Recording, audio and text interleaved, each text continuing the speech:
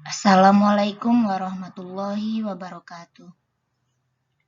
Halo anak-anak kelas 9, bagaimana kabar kalian hari ini? Sebelum kita memulai pembelajaran hari ini, marilah kita berdoa terlebih dahulu. Bismillahirrahmanirrahim. Rabbishrahli sodri wa yassirli amri wahlul 'uqdatam min lisani yafqahu qawli. Amin. Baiklah anak kelas 9, hari ini kita akan melanjutkan pembelajaran kita. Tetap semangat ya dengan metode daring hari ini. Submateri hari ini yaitu bentuk-bentuk perubahan sosial budaya. Dan tujuan pembelajaran adalah Ibu berharap setelah kalian mendapatkan materi ini, kalian dapat mengidentifikasi bentuk-bentuk perubahan sosial budaya. Berikut ada beberapa bentuk perubahan sosial budaya. Yang pertama yaitu berdasarkan waktunya. Berdasarkan waktunya, perubahan sosial budaya ada perubahan sosial yang cepat atau revolusi dan perubahan sosial yang lambat atau evolusi. Kemudian ada berdasarkan pengaruhnya. Berdasarkan pengaruhnya, perubahan sosial yaitu perubahan sosial besar dan perubahan sosial kecil. Dan yang ketiga berdasarkan prosesnya. Berdasarkan prosesnya, perubahan sosial budaya ada yang direncanakan dan ada yang tidak direncanakan. Dan yang keempat, berdasarkan kemajuan dan kemunduran arahnya. Perubahan sosial budaya dibagi menjadi dua, yang berdasarkan kemajuan dan kemunduran arahnya, yaitu perubahan progres dan perubahan regres. Selanjutnya, Ibu akan menjelaskan bentuk-bentuk perubahan sosial budaya. Yang pertama, perubahan sosial lambat atau evolusi. Perubahan evolusi adalah perubahan yang berlangsung lama dengan rentetan perubahan kecil yang saling mengikuti dengan lambat. Pada evolusi, perubahan terjadi dengan sendirinya, tanpa ada tekanan terlebih dahulu. Hal ini terjadi karena rakyat berusaha untuk menyesuaikan diri dengan keperluan-keperluan dan kondisi-kondisi baru yang timbul mengikuti perubahan masyarakat.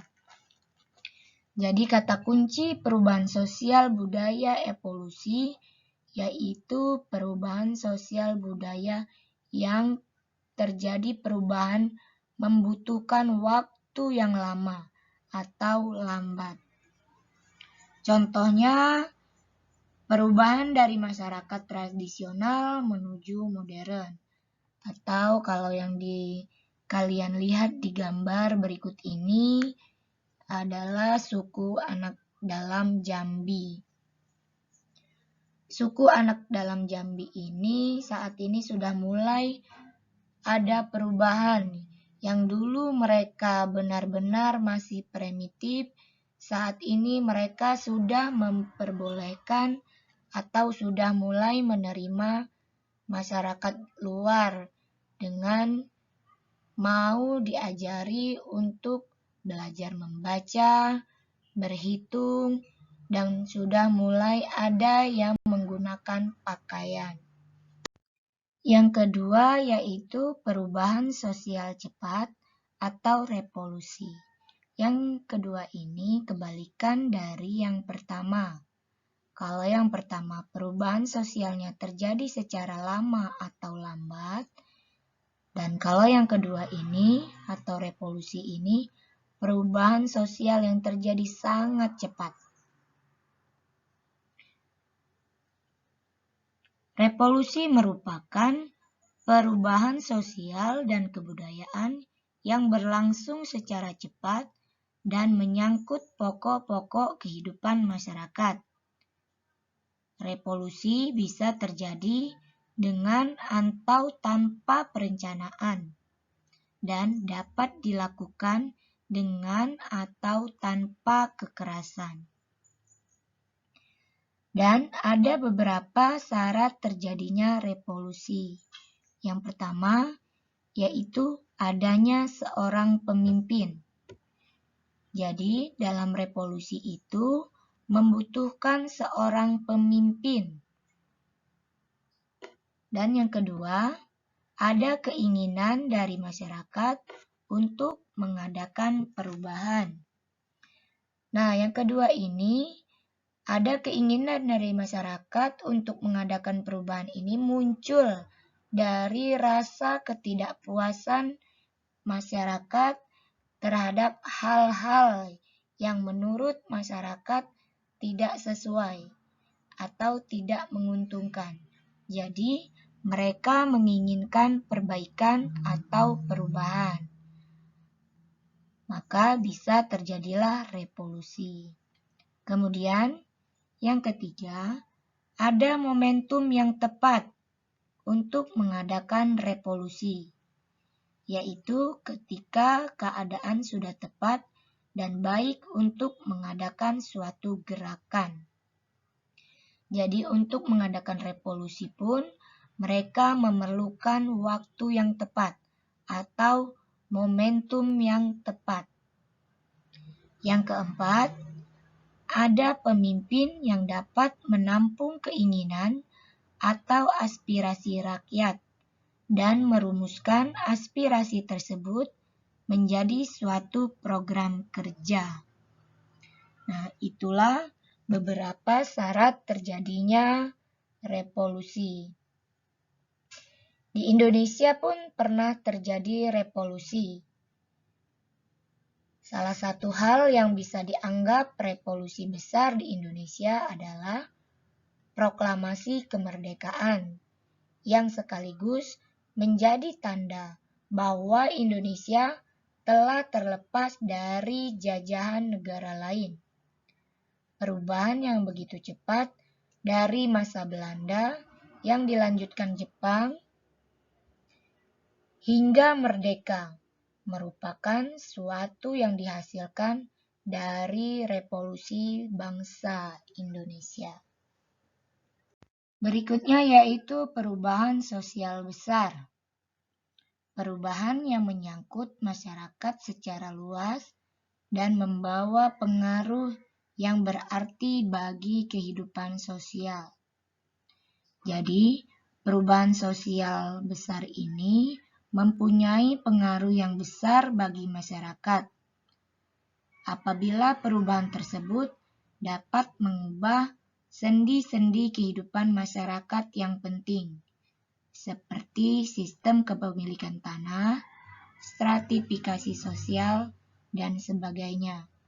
Kalau digambar, ini ada masa atau era agraris, kemudian kita beralih ke era industri, dan kemudian kita beralih ke era informasi.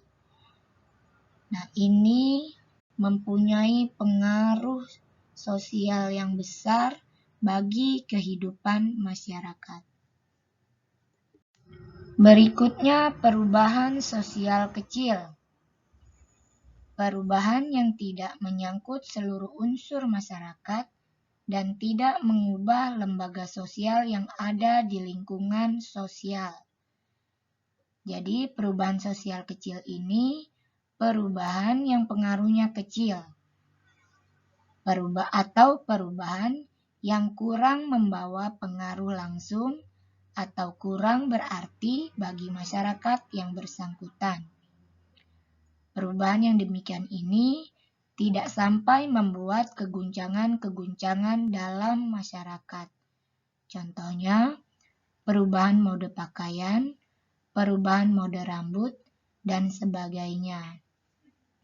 Jadi kalau perubahan kecil ini tidak akan mengubah sendi-sendi kehidupan masyarakat yang lain. Misalnya nih, saat ini kita sedang ada tren pakaian hot pants atau celana pendek. Nah, pemakaian celana pendek sebagian orang ini tidak akan mempengaruhi orang lain atau sendi-sendi masyarakat yang lain. Nah, ini yang dimaksudkan kurang berpengaruh bagi masyarakat yang lain. Jadi, yang mengikuti perubahan ini hanya sebagian masyarakat saja, tidak keseluruhan. Yang kelima yaitu perubahan yang dikehendaki atau direncanakan. Perubahan yang dikehendaki adalah perubahan-perubahan yang dilakukan atas dasar perencanaan matang dari pihak yang menginginkan perubahan.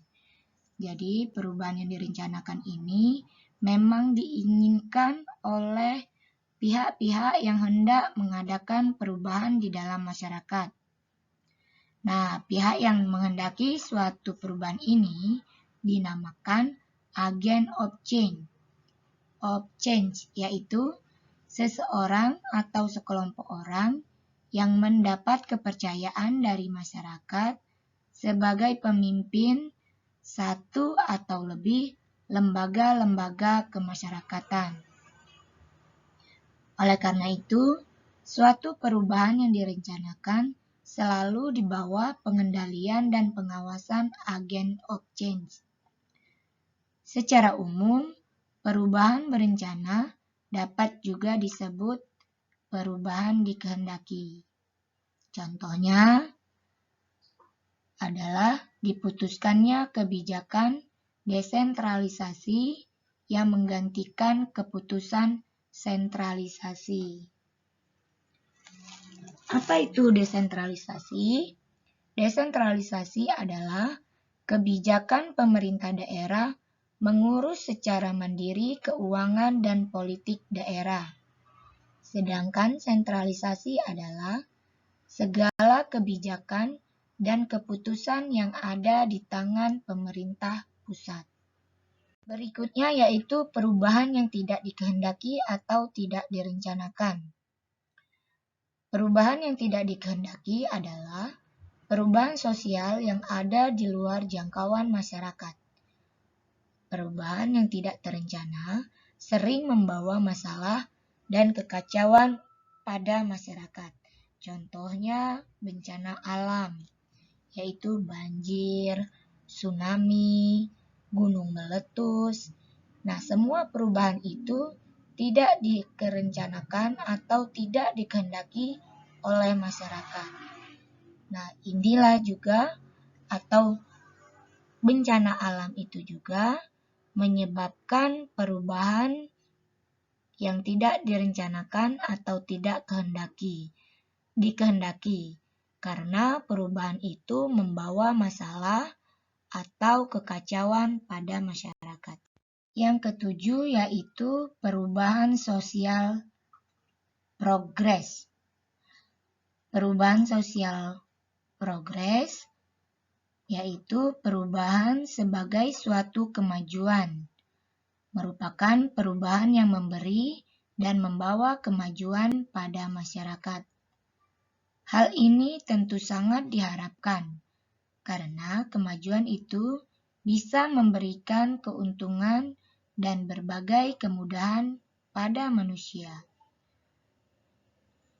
Misalnya perubahan kondisi masyarakat tradisional dengan kehidupan teknologi yang masih sederhana menjadi masyarakat maju dengan berbagai kemajuan teknologi yang memberikan berbagai kemudahan merupakan suatu perkembangan dan pembangunan yang membawa kemajuan. Contohnya, penemuan alat-alat transportasi, penemuan alat-alat komunikasi. Yang terakhir yaitu perubahan sosial regres, yaitu suatu perubahan sosial yang menuju ke arah kemunduran, sehingga dapat merugikan kehidupan masyarakat. Jadi, tidak semua perubahan yang bertujuan ke arah kemajuan selalu berjalan sesuai rencana. Terkadang, dampak negatif yang direncanakan pun muncul dan bisa menimbulkan masalah baru. Jika perubahan itu ternyata tidak menguntungkan bagi masyarakat, maka perubahan itu dianggap sebagai suatu kemunduran. Misalnya, penggunaan handphone. Karena secara tidak langsung telah mengurangi komunikasi fisik dan sosialisasi secara langsung. Kemudian contoh lain, penyalahgunaan narkotika. Kemudian penggunaan transportasi yang menyebabkan polusi. Dan kalau digambar yaitu pengeboman. Itu merupakan beberapa contoh dari perubahan sosial regres. Selanjutnya kita akan mempelajari dampak COVID-19 pada sendi-sendi kehidupan masyarakat Indonesia. Corona atau Severe Acute Respiratory Syndrome Coronavirus 2 adalah virus yang menyerang sistem pernapasan. Penyakit yang ditimbulkan karena infeksi ini disebut COVID-19. Virus corona ini dapat menyebabkan gangguan sistem pernapasan, pneumonia akut, sampai kematian. Virus corona adalah jenis baru coronavirus yang menular ke manusia. Virus ini dapat menyerang siapa saja, bayi, anak-anak, orang dewasa, lansia, ibu hamil, dan ibu menyusui. Virus ini disebut COVID-19 dan pertama kali ditemukan di kota Wuhan, Cina pada akhir Desember 2019. Virus ini menular dengan sangat cepat dan telah menular ke wilayah lain di Cina, bahkan ke beberapa negara lain, termasuk Indonesia. Hal inilah yang membuat beberapa negara di luar negeri menerapkan kebijakan untuk memberlakukan lockdown dalam rangka untuk mencegah penyebaran virus corona. Namun tidak dengan Indonesia. Sampai saat ini, negara kita tidak menerapkan sistem lockdown seperti negara-negara lain. Tim pakar gugus tugas percepatan penanganan COVID-19, Wiku Adhisa Smito menyampaikan, alasan mengapa pemerintah Indonesia tidak menerapkan lockdown atau karantina wilayah. Hal itu berkaitan dengan keadaan perekonomian rakyat, karena di Indonesia banyak yang bekerja mengandalkan upah harian.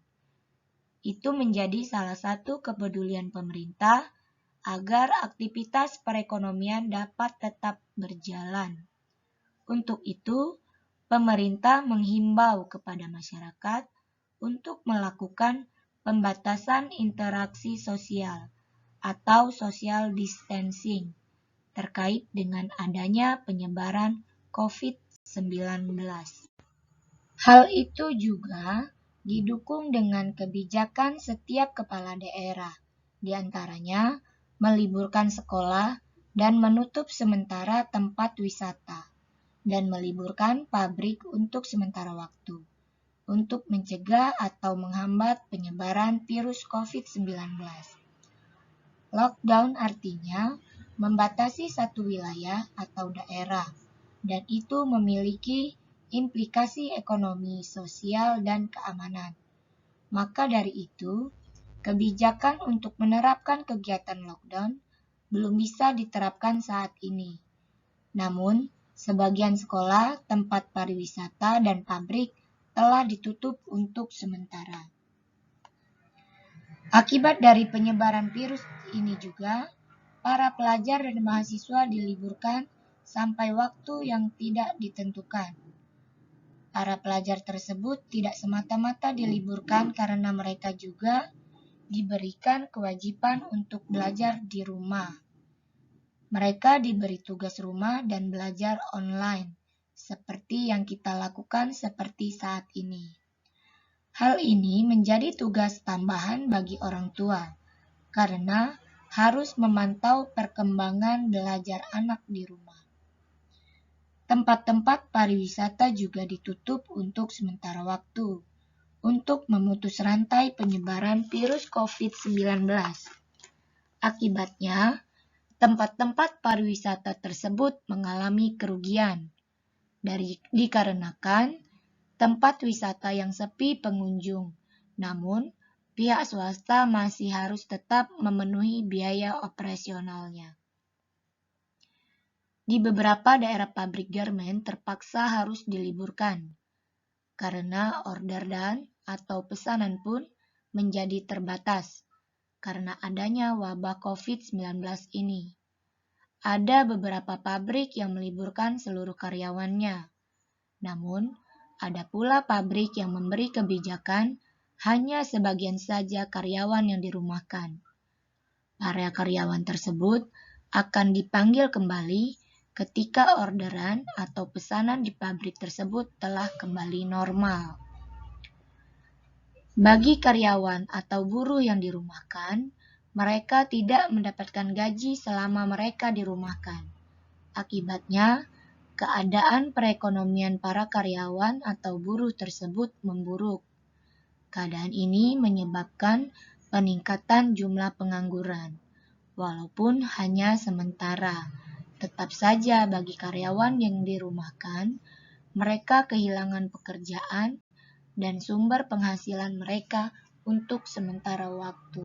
Salah satu alasan mengapa pabrik-pabrik meliburkan karyawannya karena banyak bahan baku yang dibutuhkan berasal dari luar negeri, seperti Cina dan negara lainnya.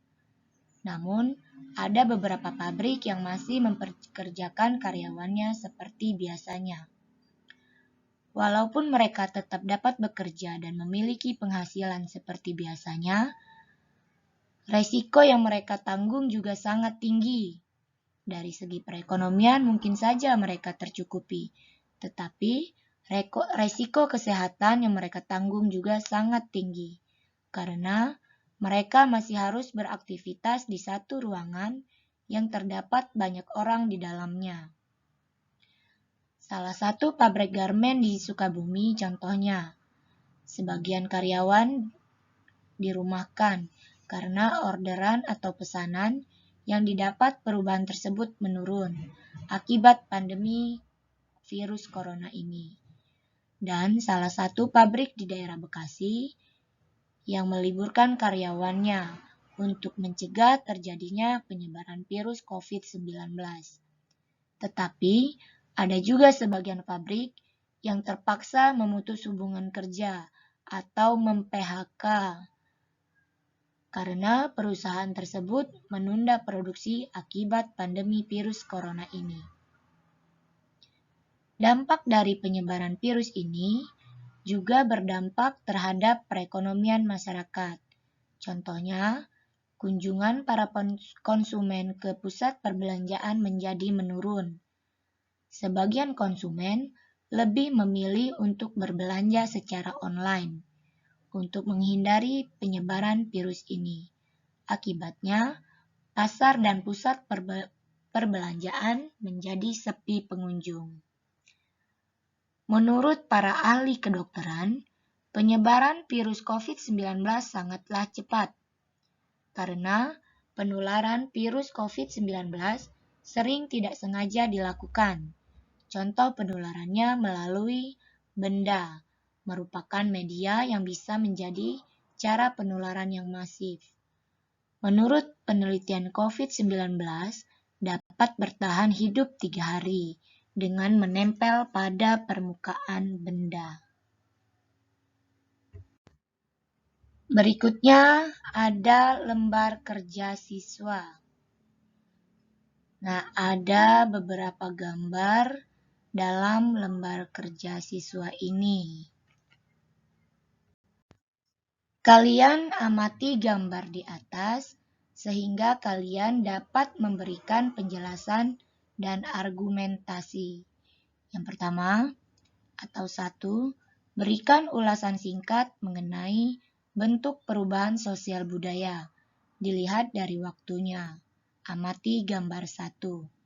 Dilihat dari aspek sosial, budaya, dan ekonomi. Yang kedua, berikan tanggapanmu mengenai gambar nomor 2. Dilihat dari aspek sosial budaya.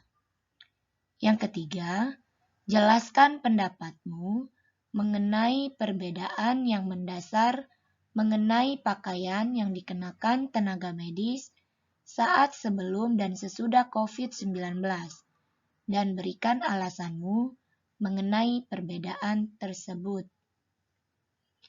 Keempat, dalam kehidupan di sekolah kita, perubahan sosial budaya apakah yang terjadi saat ini?